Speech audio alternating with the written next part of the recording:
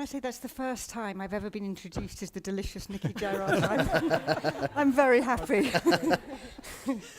Does it work? Can people hear? Yeah, I can hear everything works. So it's so nice to have you here. Tomorrow you were in the central station in Utrecht, but this is better, isn't it? This is just the best. This takes the biscuit. It's beautiful. Yeah. It's really phenomenal to have you three here on the stage because, well, you have a history together. That sounds sexual, not a sexual history. Oh, I'm sorry. Please explain. Well, Nicci and Sean, Nicci French, were authors whom I pursued throughout my publishing career in both London and New York. For years, I begged their agent to give them to me. I would have paid for them. And for years, she declined. They were locked into their publishing contracts. They were being particularly well published in the UK. I moved from London to New York 5 years ago, resumed my quest for Nicci French, and finally, a couple of years back, I got them. It was one of the happiest days of my career. They had not been published very noisily in the US, so my objective was to make some noise for them. And shortly before I published their first book, I sold a book of my own, which was bad timing. So 6 months later, having published their first book with me at HarperCollins and on the verge of publishing their second, I left because my own book was being published. And I'm proud to say that my book has become the biggest selling novel of the year, adult novel, in the world. But, yeah, take that, Nicci. But I can also say, truthfully, that I would not have written this novel, and I don't think it would have connected with the readership with which it has connected, had it not been for the work of Nicci French, whom I started reading as a teenager 20 years ago. So it's a real thrill for me to be here and to be with them. Can I add a little sort of addendum to that? Please. Because when we just, I was going to do it anyway. I'm not. Go for it.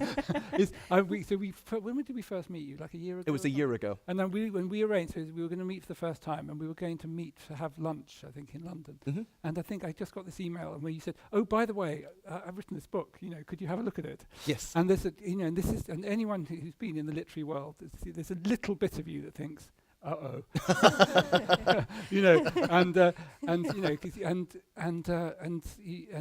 And so Dan sent us this book, and I read it, and you worry, think, oh God, it'll be terrible, and you had to think of what you'll say, and it is bloody good. It's and I remember reading this book, and it's there's something about when you read a book.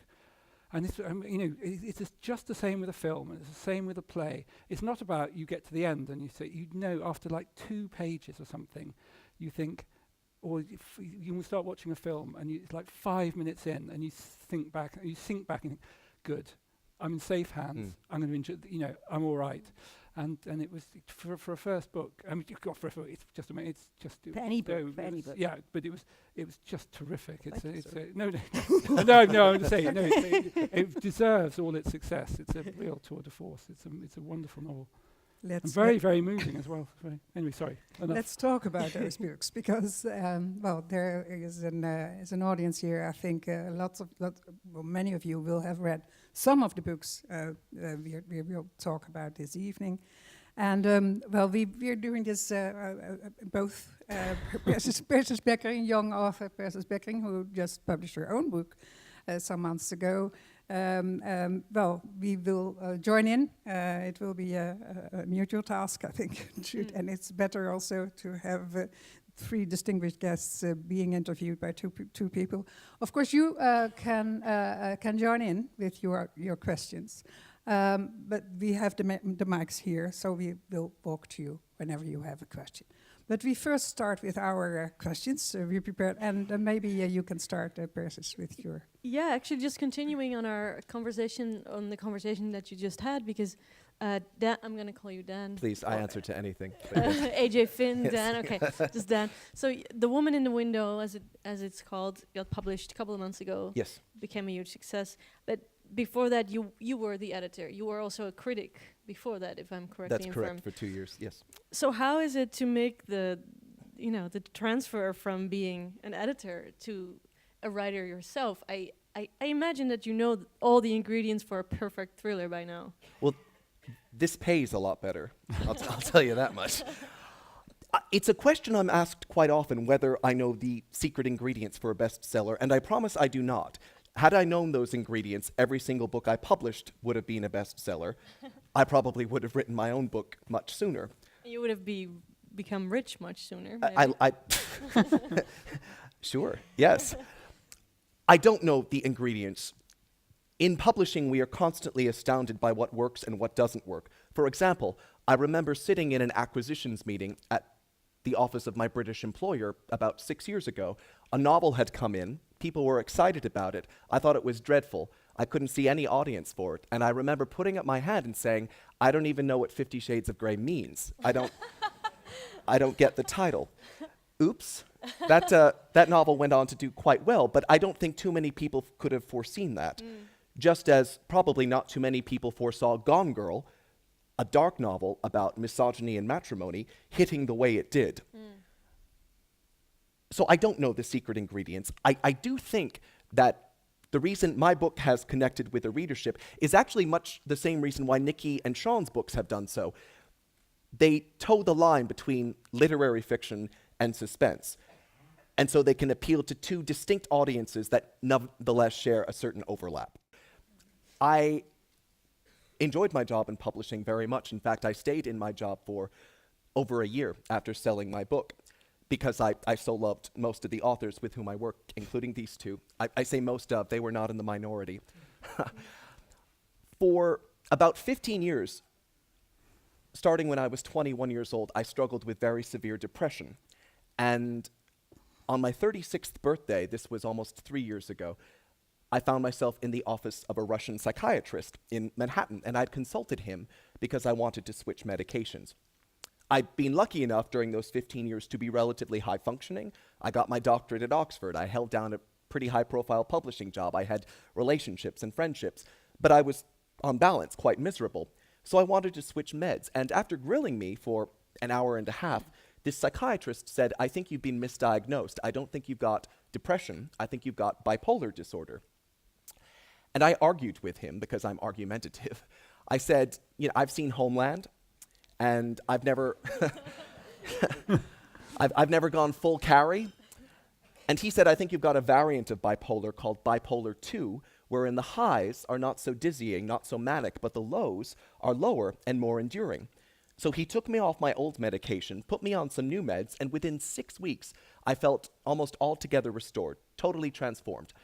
And I wanted to explore what I'd been through in print. I did not want to write about depression, because that would be depressing to write and to read about.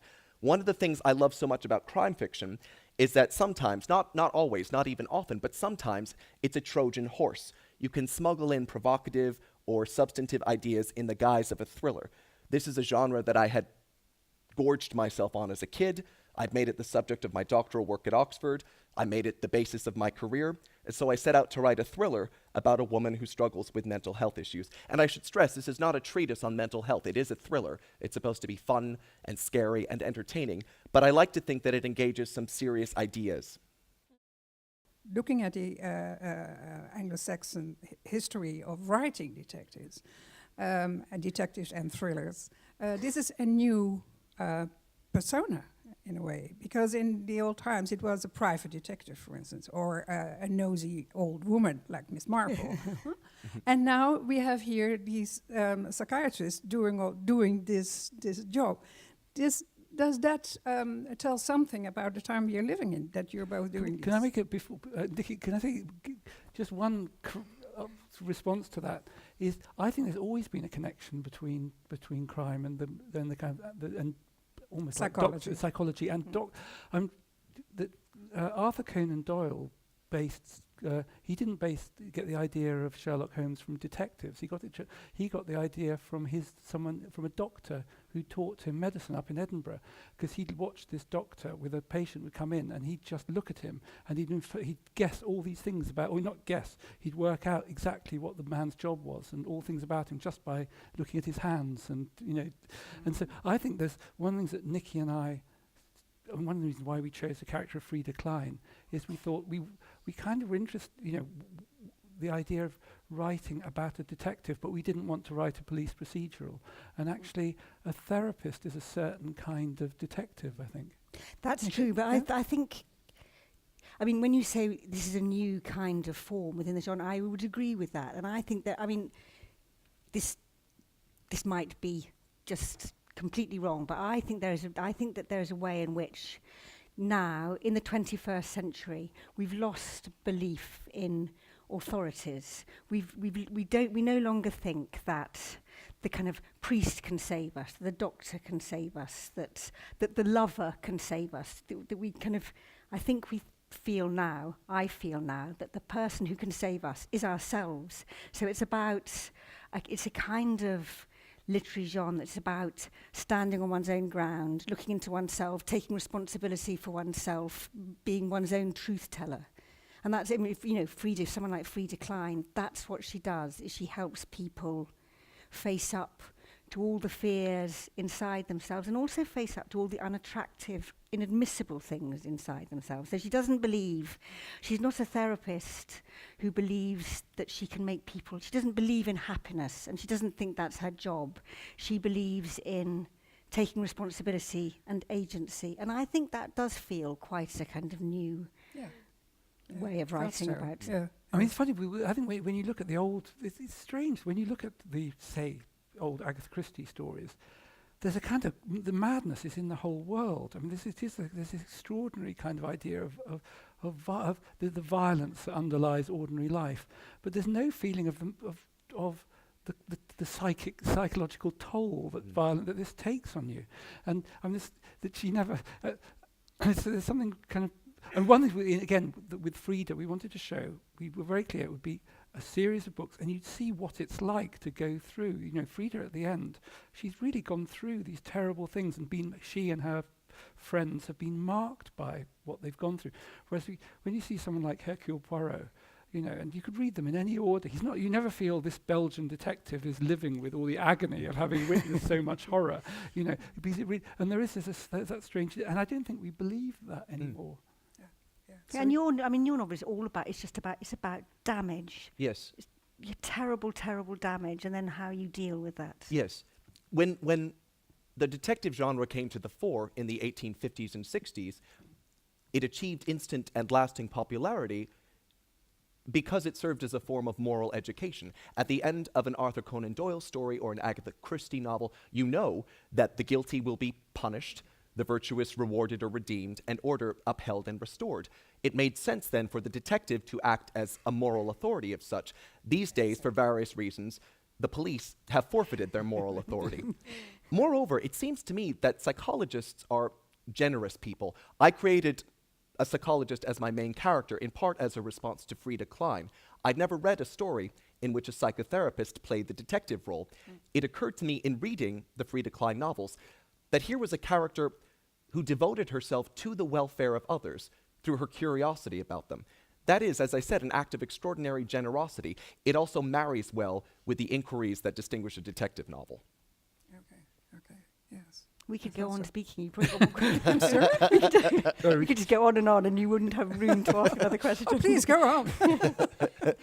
What I was going to say after that is, so I think there's a way in which, as well, the detective novel, the thriller now, what it does is gives a shape to chaos. So I think a lot of us feel inside ourselves, or maybe in our own lives, that sense of kind of fear at chaos and disorder and things unravelling, and kind of lives veering out of control of the things that lie within. And what the kind of novels that we are all writing is to kind of acknowledge that and to kind of go down into that chaos, but also give it an order, and a kind of pattern, and lead people through it. Yeah, and that's the big difference, I think, in your work and in your work, that it doesn't deal with loss of property, for instance, or all kind of other vices that will be solved and in the end, and that we know who is the good guy and who's the bad guy. No, every one of us is the bad and the good That's guy. absolutely, absolutely. And that kind of Manichaean world of we good try and to evil. contain yes, this a yes. bit. Yes. Yeah, and we all like to think that somebody else is the bad person, which is why we get so kind of full of glee and self-righteousness about. So it's a way of saying, no, that's not us. Mm. Yeah, yeah, But it is. yeah, it is. Yeah, that's well, your message in a way. Yeah. One of them. But also from more literary point of view, it's interesting because in both Frida Klein and Anna Fox, as the protagonist in your novel is called, they're not only both psychotherapists, but also in both books or series, their credibility is at stake. Well, even more so in your book, maybe because she has a post-traumatic stress syndrome. She is also an alcoholic. She takes medicine, so She's a mess. so she's a mess, and the things she sees are maybe not there. Whereas Frida Klein is more, I guess, a bit more composed, a bit more centered. But still, there are people questioning her credibility. So there's this extra element that you also add, I guess. It's not only not a moral authority, but also someone who may be questioned, maybe. Well, I suppose one of the things, almost one of the starting points for Frida Klein as a character was the idea, we were attracted by the idea of this woman who feels that the world is this awful, chaotic place, and with problems you can't solve. But if you're in your consulting room, what you have got power over is your own mind, and a therapist can help people. The therapist can't go and sort out getting you a job, or but it can help how you arrange your life, and the way you see your life and the bad patterns you've got yourself into. And we thought, wouldn't it be interesting to take that woman and drag her out into the world and actually deal with the mess of the world? So she has to. So we wanted to have that. So I suppose one of the points is there's this tradition of the detective who's just separate, doesn't get implicated in anything. The detective who's just comes to this situation, finds a solution, and disappears. But what's much more interesting is the protagonist who's there and is marked by it all and involved, and so that's where you get conflict. And I was intrigued that you were adding another element to what we are talking about now, Yes. and that is film and realism, or the irrealism of film in your story. And you never know what's true or what's not true, and you are telling us that through the scenes of the films you're quoting. Yes. Well, that is also, I think, a new thing to do, to combine these two disciplines into one great novel. And I was wondering why you've chosen these films, especially because they are from the 50s, or old films. Yes. You're not quoting Gone Girl, but that would have been another thing. But can you tell something about that, this cinematic turn? Sure. Yeah. So the book weaves in references to about 44 or 45 classic film noir and Hitchcock movies from the 40s and 50s. And in part, this was done to help round out the characters. So often in suspense fiction, the characters seem to exist solely within and to serve the confines of the narrative. You get the sense that if these particular circumstances hadn't befallen them, they would have nothing to do. They have neither hobbies nor habits, even though all of us have hobbies and habits. So in The Woman in the Window, Anna Fox learns French, not integral to the plot. She plays chess, nice metaphor, inessential. She watches old films. I don't think I'm spoiling anything to say that the films are not the key to the book. However, if you are familiar with some of them, you're invited to speculate as to whether I am dropping a hint or dragging a red herring across your trail. More to the point, though, much as I love film noir and the movies of Hitchcock, and I do draw a distinction between the two, even though they share some DNA, I'm routinely disappointed by the way women are portrayed in most of these films. They're either angels or whores. They lack agency, they're principally reactive, and there are exceptions, but they are few and far between. One of the qualities of Frida Klein to which I responded as a reader, which I sought to replicate in my own work, is that she is a woman, and that's not incidental, but she is not furnished with an obvious love interest. There is a flirtation or a tension between herself and Carlson, but it's never explored in depth, and I really responded to that. I appreciated that. She is her own person in her entirety. She does not need a love interest. In The Woman in the Window, there is no love interest supplied for much the same reason. A woman doesn't need a man. Well, can I Sorry, Sean. No, I know, no. Nicci was Can I really say- nodding there. Can I say that a little in terms of say, I remember one of my favourite reviews of a Nicci French novel was someone saying, "Why does Nicci French hate men so much?" Oh, So I was very awkward. But no, one thing I was saying that one of the, I mean, I'm a huge Hitchcock fan, but there was a very fascinating, but very troubling thing that Hitchcock said about how to make a thriller, and so the way to make a thriller is to make a beautiful woman suffer. And I think in a way one of the things I know if this was conscious, but you almost, one of the things in that book is you say, and because when you think that he's full of, the Hitchcock films are full of these beautiful blonde women, and they're always seen from the outside. Clearly Hitchcock never think in what it's like to be that woman. Mhm. You think what it's like to be the man who is either obsessed with her or manipulating her. And I thought in a way you took that and saying this is what's it like to be the woman in a Hitchcock film in a way. To explore the interiority exactly. of the character. Because in a way, if you think of like, I don't know, Eva Marie Saint in North by Northwest or Tippi Hedren in The Birds, they have no interior life at all. None. You know, and they have no. He obviously, what he likes is to kind of prod them and. Yes, poke You know, them. like in Tippi Hedren, you put her in an attic and throw live birds at her. You know, Yes. that's what women are for. You know, so there's- We will all agree to that. that was your honeymoon. So yes, exactly. Well, Nicci, you know. But I know, you gave Tippi Hedren a life. But there's a really interesting, real debate about this, about the thriller form, which I mean to say in our books, you do end up with women as in some way it's either the protagonist stroke victim, Mhm. and that's a very interesting, troubling area to explore. I mean, some Both feminists to explore and maybe you shouldn't do avoid, it because at all. there are books that I've read when you think it just goes too far, and women, there's a kind of pornography of Yes. Yeah. kind of torturing women. So you have to be there's a real fine line Mm. between putting women through it and putting women in situations which feel almost obscene. One of the things you do routinely in your books, though, is decline to describe the character's physical appearance, particularly the women. Is there a particular reason for that? I respond to that. Well, for instance, so with Frida Klein, we were really clear that she needed to be mysterious Yes. throughout, and actually you only actually have in a small way described at the end of the final book. Yes. You see her kind of as other people see her, because we almost wanted her to be like a kind of prophet figure Mhm. moving through the 8 books, or on some kind of quest. So she's not. So although it's supposed to be realism, but she's not quite a realistic figure. There's Mhm. something uncanny about her. There's- And as soon as you describe somebody, they're not uncanny anymore. Yes. Well, there's been you a f- always stress also that women don't wear makeup. A lot of time. It's true. But there's been an interesting debate recently. And well, do not eat even debate, food. Yeah. but people quoting the way that men write about women in novels, or the way women are described in film scripts, Mhm.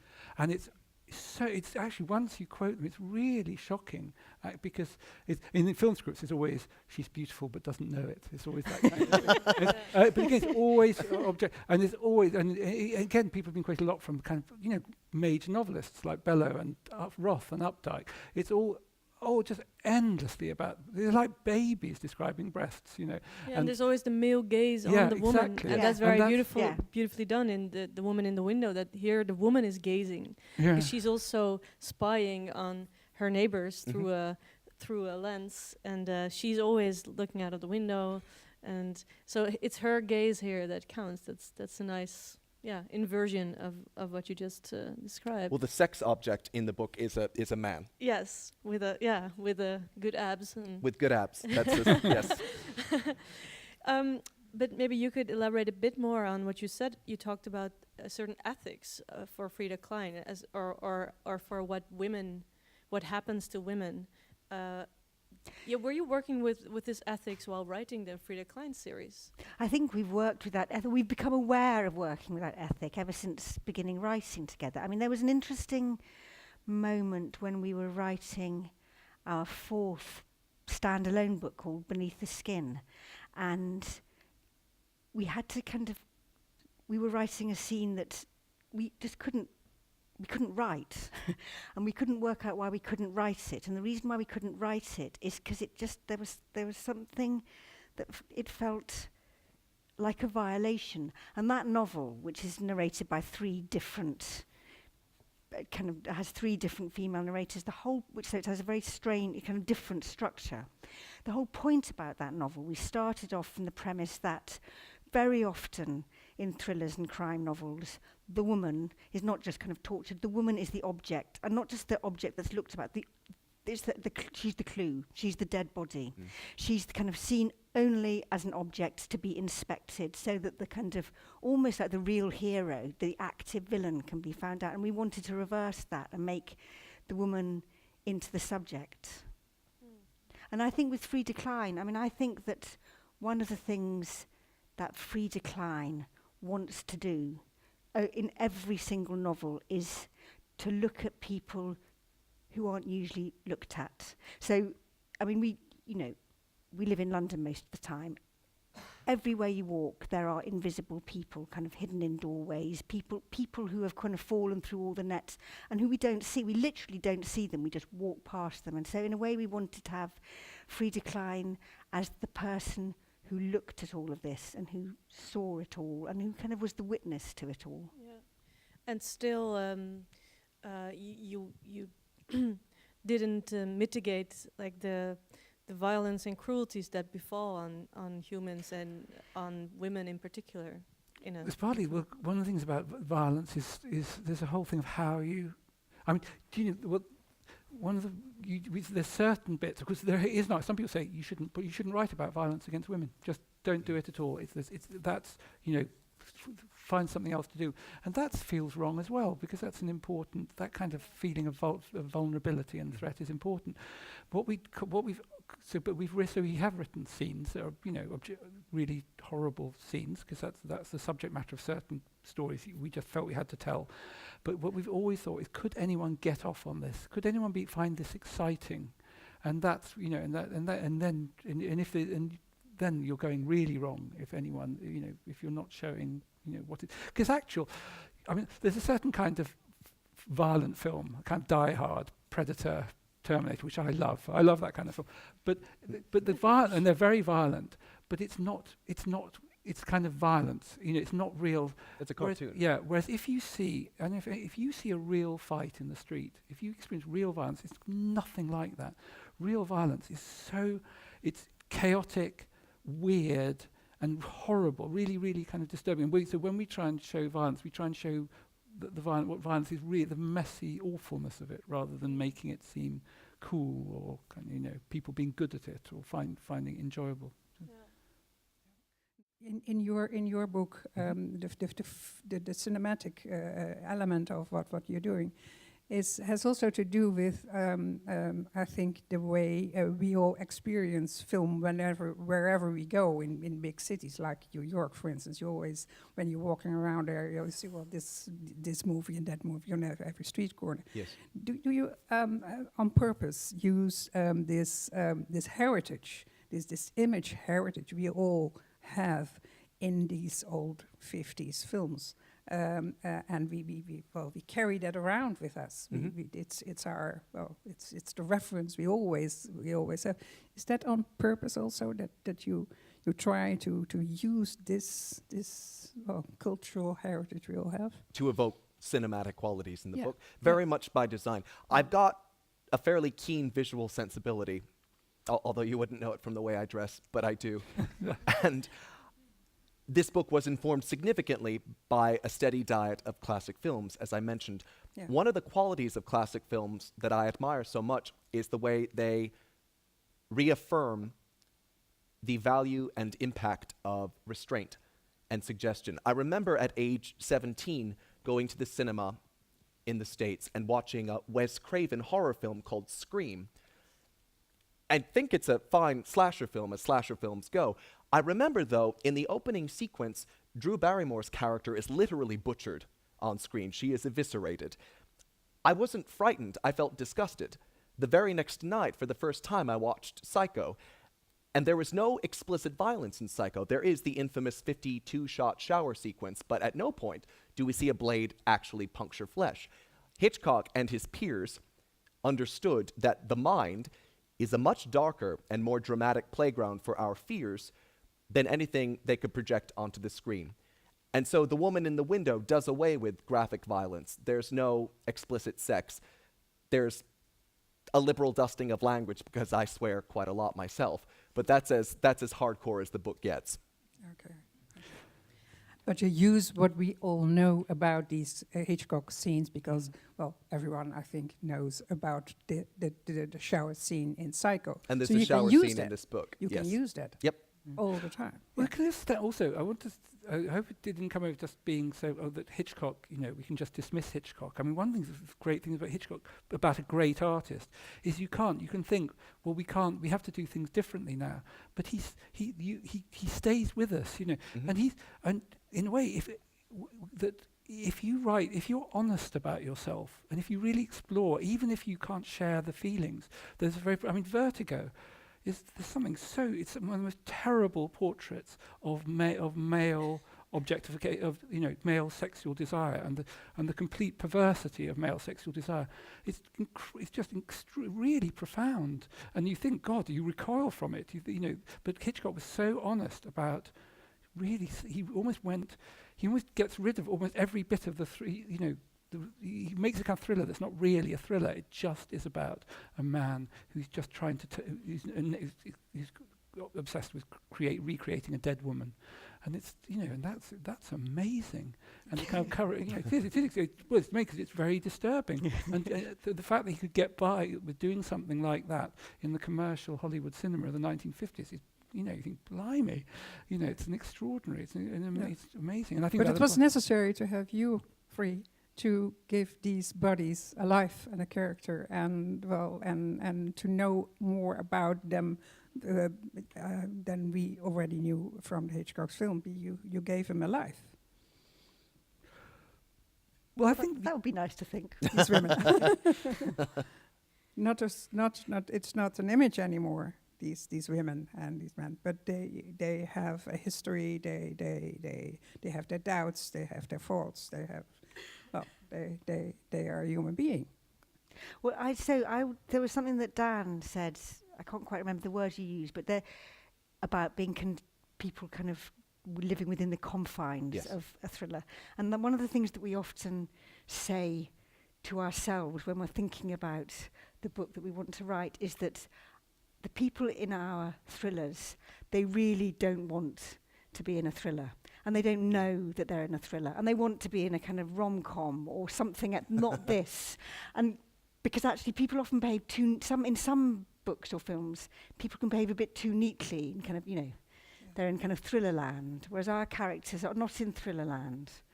Yeah. Or they really don't want to be in thriller land. I like the books about Frida Klein very much. Well, and thank you after very much. 8 books, I miss her. Do you miss her too after writing such a long time? We miss her. We miss her hugely. I mean, the thing is, we lived for kind of 10 years from the moment we started thinking about her until the time we finally said goodbye to her. And it was 10 years not just of writing about her, but almost trying to see the world through her. So we explored London and looked at London through Frida's eyes. We would go around, we would saying to each other, what would Frida think of that? What would Frida do next? So she was a bit like a kind of rather grim conscience. Also, I think Frida became kind of real to us in a different way from other characters we'd done, because up to then, as people may, each book we'd get, was a self-contained story. We'd get to the end of the story and the characters were done with. Whereas here, of course, we wrote about Frida, and then we'd come to the Netherlands and talk to people and talk about Frida and Joseph and people, and then go back and tell more of her story, and then talk to people. So we were like living with her and talking about her. So she was much more a kind of part of our life. So it really did feel like someone had left one of our children leaving home. She didn't feel like one of our children. I wish our children had left home as easy. I guess the thing is, though, that we always knew it was going to be 8 books. We always knew what the overarching story was. And also, we wanted to keep her kind of mysterious, and you can't do that over 30 books. And also, we tortured her enough. We'd put her through enough. And it was time we wanted her to go before people wanted her to go. Well, people still wanted her back. But we're rather bereft. So we will have time for other questions, but first a break and drinks and, time to sign all your books you brought with you. Thank you for now, and we'll be back in 20 minutes or so. Well, we continue our conversation. With wine. And, with wine. Here's to all of you. So it will be better Cheers. or worse. I've got a lot of questions from the audience. People are asking just simple questions, and we try as a start. How do you write together? That's what's being asked a lot of times, I think. So let's deal with that, and then we go back to our How more do we write profound. And one of the reasons when Nicci and I met, we were both journalists, and we were sort of writing and reading was just always part of our relationship. And we just had this conversation about, maybe one day we'd try and write something together. And so for a start, the idea for our first book, The Memory Game, was just a personal experiment. We had no idea of a career, as Nicci French or anything. It was just, could the two of us write a book as one? It wouldn't be like, he said, she said. It would be one voice. And that was the experiment. So you notice he's not telling you how. But we're not going to be complete secret. But so we just found the only way that worked for us at all, which is, Nicci, how do we do it? So what we do is we think of the book together.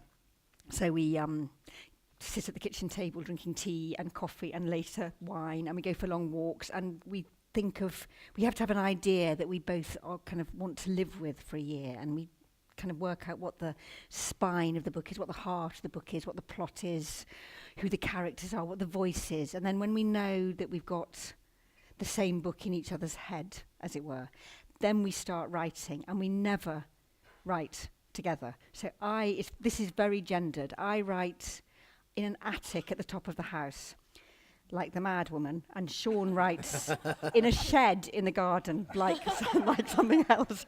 And so one of us will write, say, the first chapter, and email it. The email is very important to the other. So from my attic, I'll email it to Sean in his shed, and then he's theoretically free to add to it, to edit it, to change it, to erase it and write over it.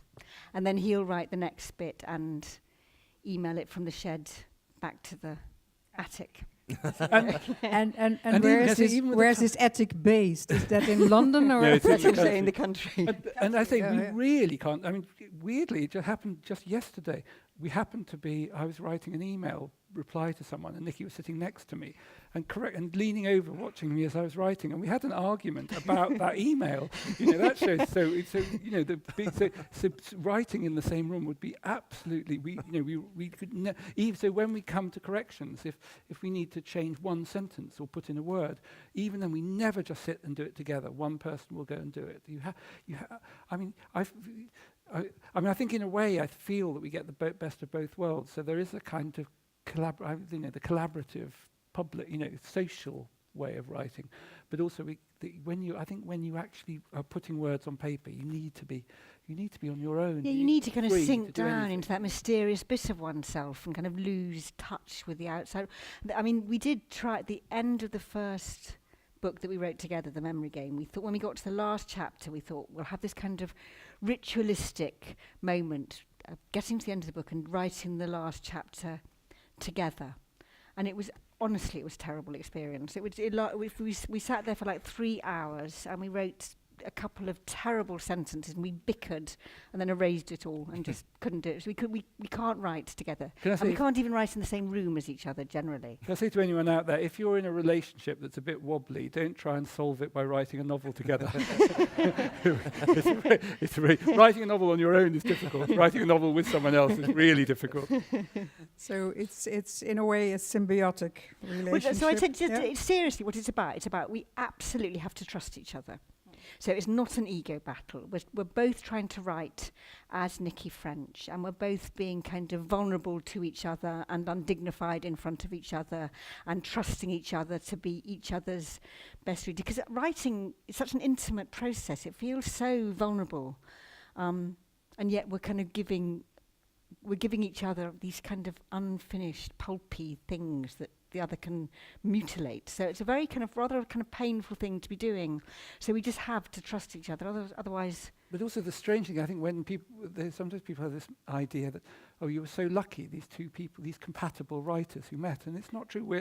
When we write on our own, doing our own work, we're completely different writing different styles, have different kinds of imagination. But when we write together, we're not writing. It's not like trying to mold two different styles. We do actually write as Nicci French. You know, we are both writing about this book that we've talked about and lived with, an idea we've both had. And I think one of the things that makes it satisfying, I really feel that it frees us to write in a way that's different from the way we can write on our own. You know, we've been doing it for so long, and I still find it really weird. You know, there is this. Some people say that scientifically a bumblebee shouldn't be able to fly; it should be too heavy to go. And I still feel we shouldn't be able to write together, you know. But I don't know, but somehow. And there's this great satisfaction. I can be lying in a very long hot bath and think I'm working. Nicci French is working. No, I'm intrigued that you used the name Frida Klein. I got an association with Melanie Klein, who wrote a lot about symbiotic relationships. Absolutely. So Frida Klein is kind of Freud, Klein. But also there's something very... Maybe Dutch, you know. Names like, Frida Klein, you know, names are so important. They convey so much. And one of the things, particularly in an English context, you know, we're still this class society, you know, you're working class or you're lower middle class or you're middle class or you're upper class. And it's given by the way you talk, and it's also given by the kind of name you have. And it was really important. The thing about Frida Klein in an English context is you can't read it. You can't tell, is she foreign? Is she English? Is she an immigrant? Is she Jewish? Is she not? And we wanted that because we wanted her as a character. People couldn't put her in a box. So it was very important. We put came out of a lot of thought. As opposed to the woman in the window, Dan, I think that, you mentioned this class factor, or that Frida Klein should be classless. It seems that the woman in the window is very deliberately almost satirical when it comes to class. So Anna describes her neighborhood. So she's overlooking a park and she sees these very big townhouses. Mm-hmm. And she describes the neighbors as they're all like, especially the newcomers, they're all yuppies. Yes. And you know, she doesn't really like yuppies, even though she's very, she is also a bourgeois woman because she doesn't have to work. Her husband pays for the rent. So how do you listen to this also when they mentioned how Frida is, you know, has an eye for the invisible people in the city of London? Mm-hmm. It seems that you're doing the opposite thing, or how? Well, I would argue that Anna herself is one of those invisible people. She has become such. Anna Fox in the story is rendered agoraphobic by an unspecified trauma that occurred 10 months earlier, and we don't learn the details of this trauma until about 2/3 of the way through the novel. She is, or was, a respected child psychologist, educated with a PhD. She lives in a lovely townhome. The book is set in Harlem, in northern Manhattan, instead of Chelsea, where I live, because although I live in a tiny, tiny flat, across from me are these lovely, gracious townhomes that are priced at about $13 million, which is tough to fathom. In Harlem, you can get a brownstone for about $3 million, which is still a chunk of change, but I think it's more relatable to the average reader. It's certainly more relatable to me. In any event, very cheap in London, that would. London, that would get you nowhere. A shoebox. So she once thrived in life. She had a successful practice, a happy family. Now the practice is shuttered. Her family are gone. She communicates with them as often as she can, but it's still somewhat sparing. So she has herself become one of these invisible people whom Frida Klein strives to see. There's a passage in the book in which she describes the so-called Cotard delusion, and this was a condition described by a French psychologist in the early 20th century.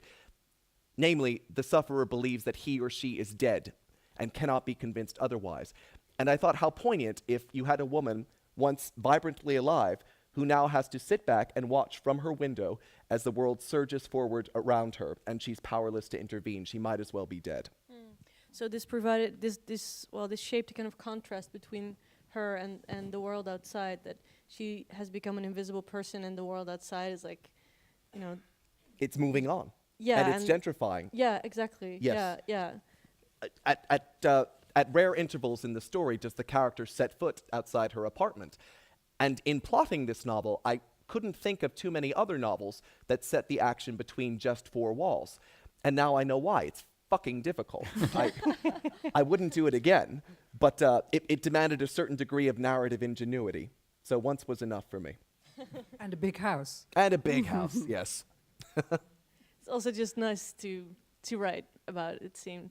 My next novel is set in a San Francisco mansion, and I realized I'm a real estate pornographer. Yes. Exactly. Something else that was interesting about, I mean, you mentioned, we talked about Hitchcock before the break, and Sean, you said how Hitchcock is actually still so present, or so, maybe so, still so, actual. Yeah. Whereas the fact that Anna is addicted to black and white movies also gives the book some touch of nostalgia, I would say, which you also see in the way that she spies on the neighbors through a lens. I mean, you know, now we know so much about the spying methods of Facebook. Yes. It almost felt old-fashioned Yes. to just spy on your neighbors through an actual window instead of window It's in very your manual. computer. Yeah, Yes. exactly.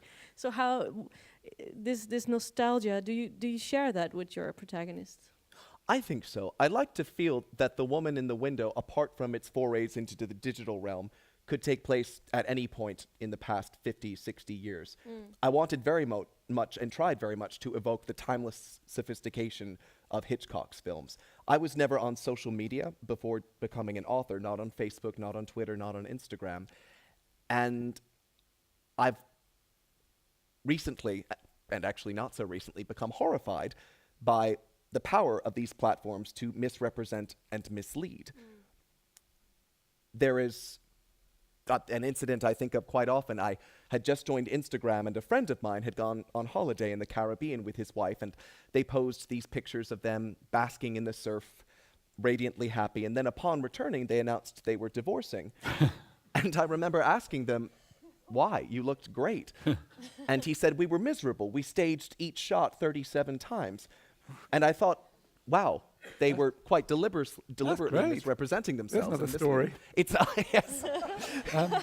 But one of the things that also about nostalgia, I think there's going to be a rash of literal stories set in the 60s and 70s. I think you're right. Because there are various reasons. One obvious reason, it's so bloody hard to do a thriller now with modern technology. You can almost Absolutely. play a game, look back at your favourite thrillers and think of, almost all of them would be solved with a mobile phone. Yep. Or Yeah. 5 minutes on Google. So think of how many thrillers are about disappearing.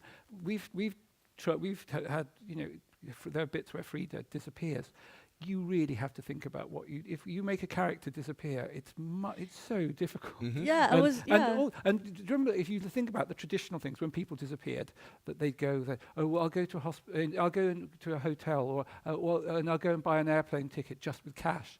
You go and try and buy an airplane ticket with cash now, and think, that will stop me being under scrutiny. You'll be arrested immediately, or go to a hotel and pay with cash. So, they, films now, yeah. for instance, or books, people having to say, "Oh damn!" No Okay, more is this- signal on my Yep. phone. Can people Your hear that? microphone is not on. Sorry. mine? If you Have we spilt some? No, it's not. No, Is it working? No. No battery. That's exactly the moment you were saying. what do we do now? Point me. Yeah, I know. Is this working? Yeah. Yes. Can I? What was I saying then? You were saying about so many films where people can't have no signal, Nicci. Oh, that's uncanny. Okay, that's what I was saying.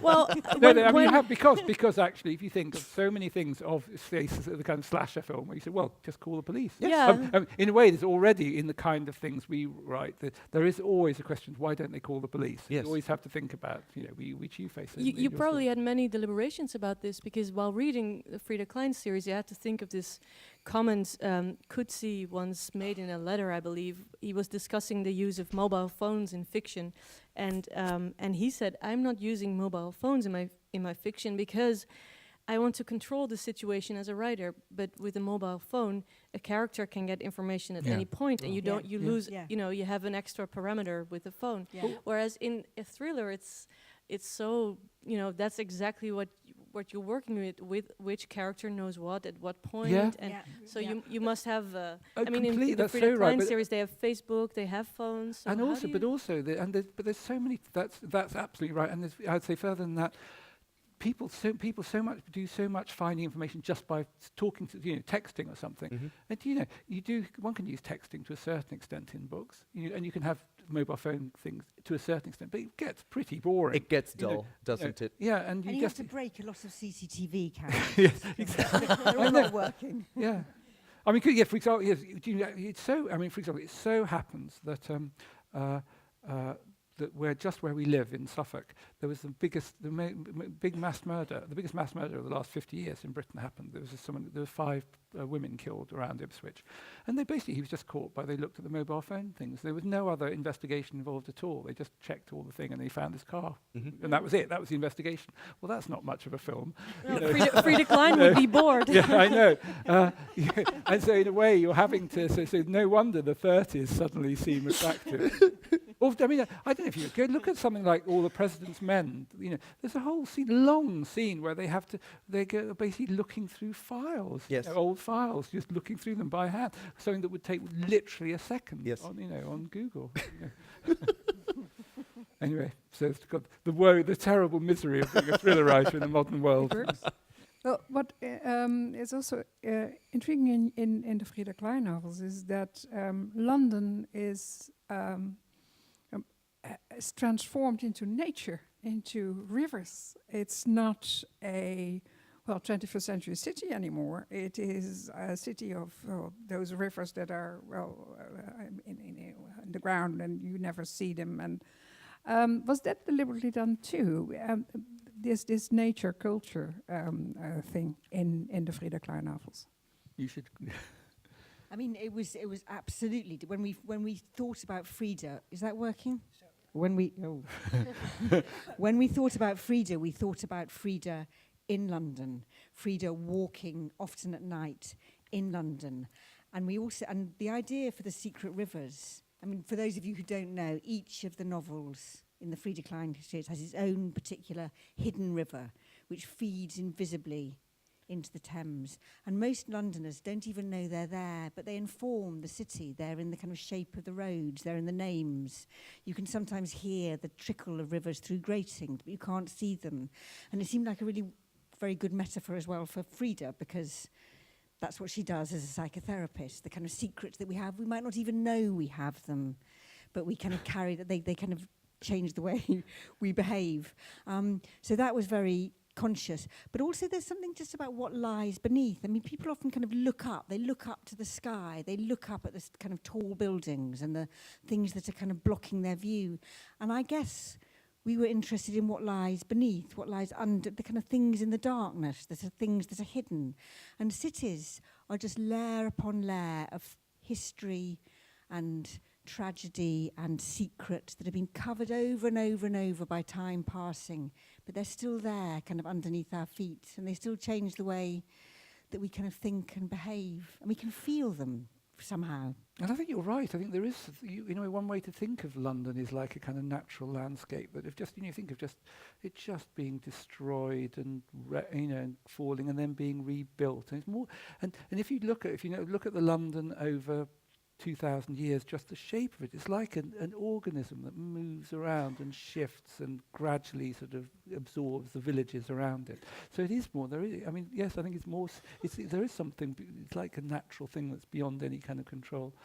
And I mean, one of the things that was one of the nostalgic things of Frida having gone from our life is Nicci and I spent so much time just getting on a bike and heading off into some weird bit of London we've never been to. I don't know if people know London at all. You know, some people think they just go to Trafalgar Square or something. London is it is big. It's like a country. It's sort of 40 kilometres across, and it's, you know, you just. However, you know, I feel I know it pretty well, and I've just, you know, you just cycle for 5 minutes and you'll see something weird you've never seen before. And that was. You even have Isle of Dogs, Yeah. which is the title of the new film. Yes. Yeah. Well, there's a strange place. Yeah, fascinating. Yeah.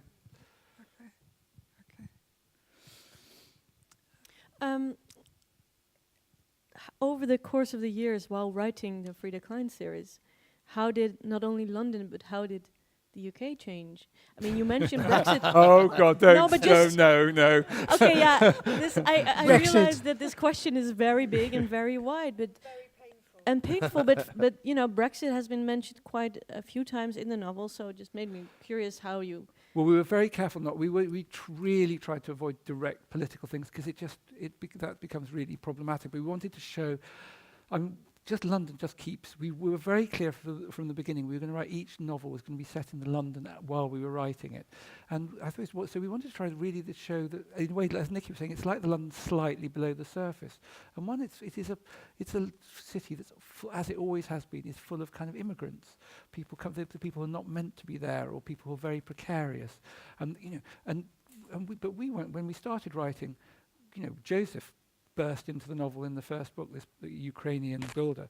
But what we didn't realize that immigration, from being something that people hardly talked about, has become something that people won't stop talking about, and has become, you know, it's changed the whole of the country. And you know, really the Brexit thing was because of very like the election of Trump. It was people who felt ignored from the weird other bits of England. It was their revenge, feeling that we're losing our country.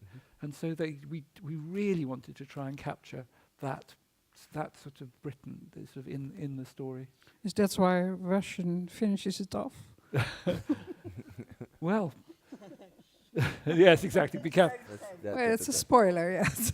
Well, do you know? I mean, if there's again one of the things that if the more you look at the history of London, like, is people have been probably since Roman times, people are saying, oh, it's all been ruined, it's all been destroyed. It's always been destroyed, and people. That's one thing. People are saying it's been ruined, and the other thing people are saying, they're complaining about immigrants. You know, but we're all immigrants. You know, Britain's an island. You know, everyone who's there is an immigrant of some kind, and people always. It's different this time. We don't want these immigrants, you know. Whereas the people, you know, like, you know, people like me. I mean, I'm an immigrant. My half of my family's Irish, and the other half Swedish. You know, but it's just you can't see it in my face, so I get by. Yeah. So now you are saying slightly political things, I guess. But God, yeah. how? Yeah, it seems that you're walking. I mean, it seems quite a task if you want to write about contemporary London and contemporary people in London, while at the same time staying away from political statements. How? Well, we don't want to make political statements in our novels, not at all. But we're political animals. You know, we live in this country, and it's a country that's now just divided in half, like America, I think.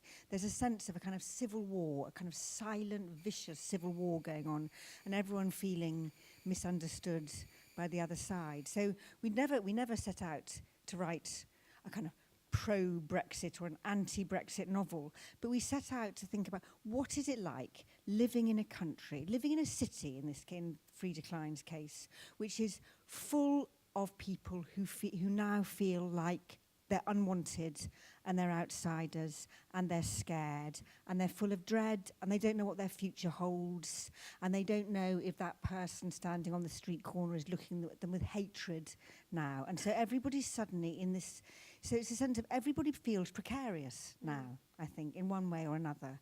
And that's very fertile area actually for writing a novel from, that sense of people feeling like outsiders. So it's more interesting than just saying, we're going to be political. It's just like saying you have to kind of. I think also any kind of work of art, you can kind of bear witness to what's happening. I think if you start saying this is what the vote should be on Brexit. By the time the book comes out, we've moved on to some other thing, and it'll just, it's a bit. I think when you mention things like Instagram and all these things, it's another of the problems is I think if you start trying to say, oh, shit, the latest technology. Well, the thing that seems the latest technology. In a year's time, all this stuff, what was it? The people, when you see these films with MySpace instead of, Yes. and it just, it felt like, oh, really, really, this is really exciting. And now, of course, it's really embarrassing. So you've got to be very careful about things that seem, so many of the things that we're really, and I think one of the dangers of social media is just you get really angry and about the thing that's happening today. And then suddenly, 2 days later, everyone's bored by it. I mean, actually, if we kind of think about what's happened, with Trump, with Trump, and writing a novel about that. I mean, every day there's something else that's happened that's going to change the way we think about it. You Also, just cannot keep up. Also, there's a terrible danger, I think, in a big thing. This is, I think that with 9/11, where people think you've got to write, you've got to deal with 9/11 as a subject, and the result was almost always catastrophic. I agree. Novels, I think, when people tried to take it on, I mean, only way of doing it. I mean, actually, it's interesting that Don DeLillo wrote way better about 9/11 before 9/11 than the books he wrote after it, because I think when he was great because he had this feeling of dread. And something, the paranoia, and that was great. And then I think that suddenly when 9/11 happened, it all became very crude, I think. On the other way, how don't do you you feel listen to tempted? this, Dan? As an American, how do you listen to this? What are your reflections? Oh, I'm very much inclined to agree. I remember, and this is probably unwise of me, but I'll just name names. I remember reading a novel by Jonathan Safran Foer, whose first novel I enjoyed very much. He tried to engage bravely, I think, with the catastrophic reality of September 11th, and ended up writing what seemed to me quite a trite novel. It's probably tough to approach an event like that, a seismic event, whether it's 9/11 or the Brexit vote or Trump's election, and successfully wrap one's arms and mind around it, which isn't to say one shouldn't try, but I do believe one should pick one's shots. When I joined social media, I remained studiously apolitical, my rationale being not that I was afraid of alienating potential readers, but that if they were following me on Twitter, they probably didn't sign up for my political views. And then the Florida shooting rocked the country, and I feel quite particular and passionate about this. So I remember posting a tweet, which I have not unposted, to an American company that continued to offer a discount to NRA members, National Rifle Association members. And I simply said, I used to use your services, but I'm not going to do that anymore until you rescind this discount. No one faulted me for it. I don't think I would have cared much if they had done. And again, I don't intend to write expressly political novels or to get too often expressly political on social media, simply because it's not what people have signed up for. But I'm not holding myself back anymore. And do you recognize what Nicci described? This feeling of dread in the city that well, in a way, the Frida Klein books are a response to, or a representation of. Do you see? I mean, there's a lot of dread in the woman. Yes. The woman in the window. But do you feel the same about it? Not in The Woman in the Window, which to me seems quite hermetically sealed, in part because the character never sets foot outside. So the book does not engage with any sort of political currency, nor does my second book. Both of them seem sort of vacuum sealed. Again, I like to think that they could be set in any time over the past 50, 60 years. But the day will come, I'm sure, when I let the outside world in and make reference, as I think Nicci and Sean quite artfully and sparingly do in their books, to current events, without editorializing too much. Sorry, I don't want to argue with you about your own book. Argue with me. But if you think of the kind of, I think there's if you think of this tradition of New York films and books, think of like the New York of Taxi Driver or something. Yes. If you put that beside your book, you think, God, those are two. You're showing a certain kind, a social change that's happened in New York. That New York's a really different place. The New York you are writing about, Yes, feels so different from that. And there's a point. You don't have to be saying, and therefore vote for so and so for mayor. yes. But you're kind of saying, but I think you show, you can get quite a vivid. I don't really know New York. I got quite a sense of a changing city from that. Well, then I changed my answer. Accepted. Yes. So, Nicci, now you're online again. Hello, everyone. I'm back. What will you do next? what will we do next? Yes. So as soon as we'd finished writing Day of the Dead, we went away. We went walking, in fact, for 10 days in North Italy, in the mountains. And in those 10 days, we kind of laid down the ideas for the next book, which we're now nearly at the end of the first draft at. And it's a standalone book, and it's called The Lying Room. And it's complete. We just needed to say, at the end of the Frida Klein series, we needed to do something kind of radically different. And that's all I can say. Although it's not, it is a thriller. It's not. It's not that science radically fiction. That won't change. But you're writing also yourself a new book, and maybe you're doing too. Can you tell something about that too? Yes. So in fact, I had a bit of a kind of hiatus in my own writing career, partly because I had a few bad years when my father was dying with dementia. I mean, and the last catastrophic 9 months, in fact. And because of that, I ran a campaign about how people with dementia were treated in hospitals. And largely because of that campaign and all the kind of talking and writing I did about it, over its 3.5 years, I've written a book about dementia. So it's not a novel. It's a kind of book. It's like a meditation. It's like a journey through dementia stages of loss, kind of what dementia means to the person who has it, to the person who looks after them, to us as a society, what it says about what it is to be human, who we're responsible for, who we value.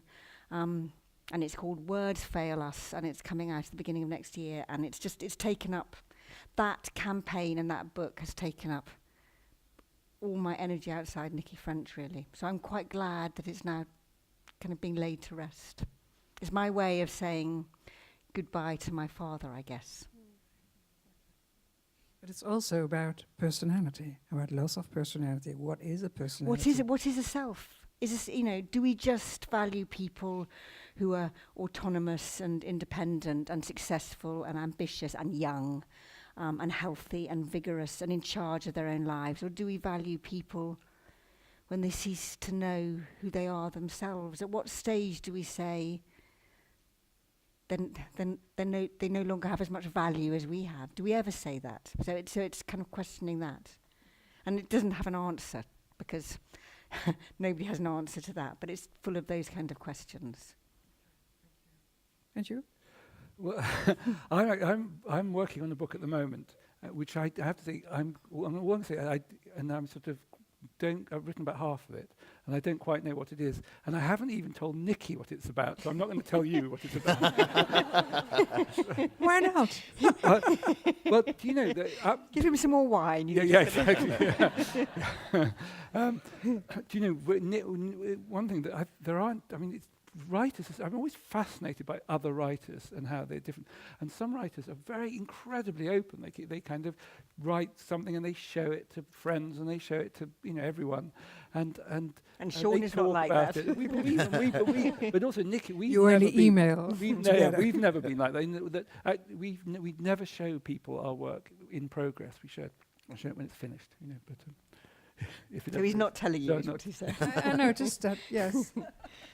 But you are writing a second book? I'm writing a second book. And you have a film? Yes, the film version of my book is going to shoot in August in New York City.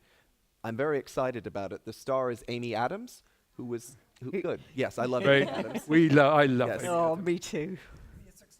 I hope so. The director is a guy named Joe Wright, whose most recent film, Darkest Hour, won Gary Oldman the Best Actor Oscar. And the producer is a guy named Scott Rudin, who won an Oscar for No Country for Old Men, and also made The Grand Budapest Hotel and The Social Network and The Girl with the Dragon Tattoo. He made Zoolander 2, which you can't win them all. And the screenwriter is Tracy Letts, a playwright who won a Pulitzer for his play August Osage County. So between all that, I feel the film is in very good hands.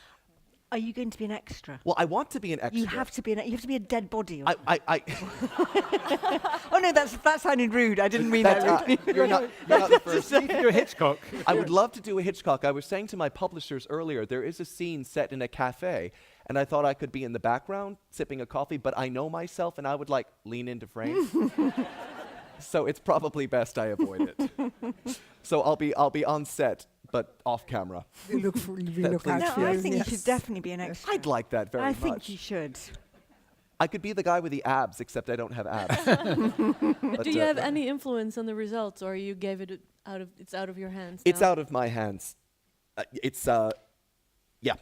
is not up to me. I will say, I'll never forget the day we sold the film rights. I was on holiday in LAX, and, well, I was not on holiday in LAX. I was on holiday in Palm Springs, but my agent rang me when I was at the airport, LAX, and she said, great news, Fox have made an offer, and I've got them on the other line because it's an exploding offer.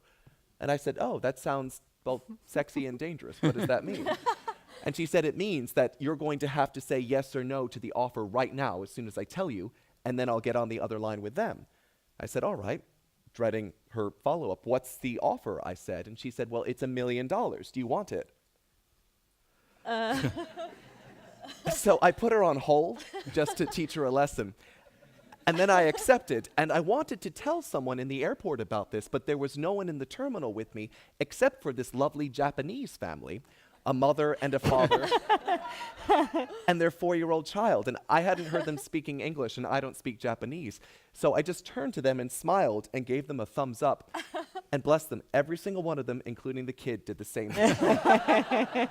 There we are. It was, they never call, they never write, but it was a lovely It's karma. That It must is, be good. yes, exactly. So thumbs up for you. Are there any last questions maybe in the audience?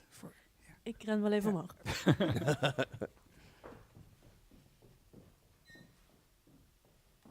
That's a good run up Yeah, those stairs. Thank you. She's young. One question for Daniel, because you said one of your favorite movie is a Dutch movie Yes. that we know as Het Gouden Ei, you know as The Vanishing. Yes. Oh my God. Yeah. And Yes. You Oh li- God. Sorry. in the Good for Netherlands, you. we don't have such a good memory to it, because if you look back to it, the cinematography is not that good. Oh. The music is not that good. You're killing the movie for so me right why now. why do you like it?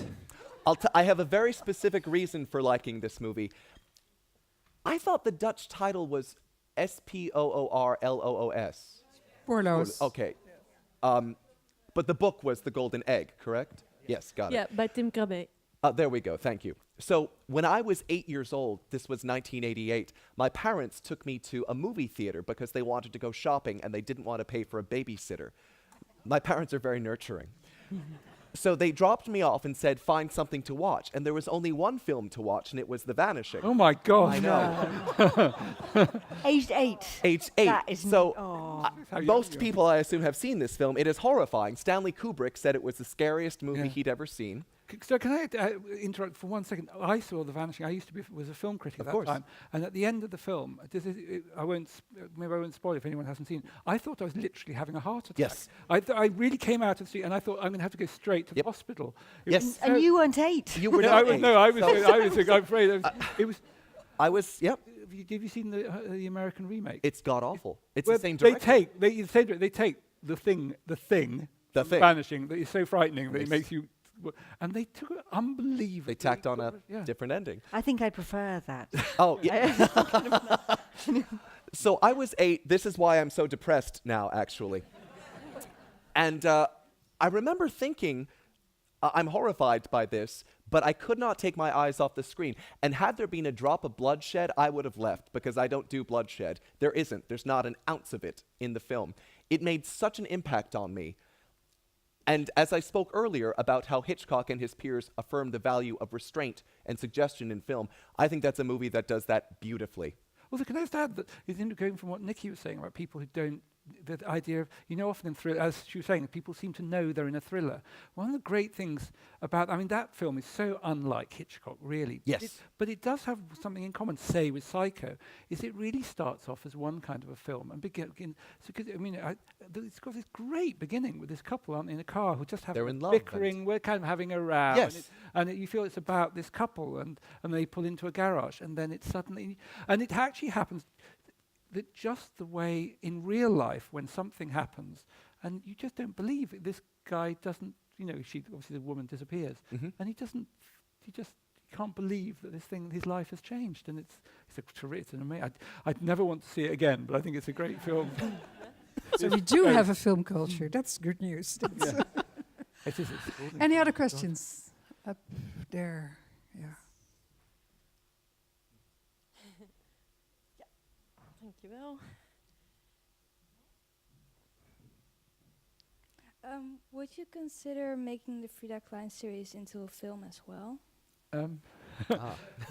Well, yeah, yes, we would consider. We have thought about it, and in fact, that what's happened with Dan's book is very unusual. That it just gets optioned and made into a film. The usual process is it gets optioned and not made into a film. And so, in a way, because so often when you read in the paper say, oh, so and so has been bought for it to be made into a film, and then you suddenly realise 5 years later what happened to that film, and so there's been constant talk from the very beginning of it maybe, and people have written scripts, and I think it would be. I think it'd be more. I think the Frida Klein thing would be more as a TV series, I think, rather than a film, because. But so, any ideas for who would be Frida Klein? Just tell us. Amy Adams after she finished There with you your go. film. Yes. All She yours. can do an English accent. She can do anything. Give him a warm hand. Thank you so much thank for you. being here.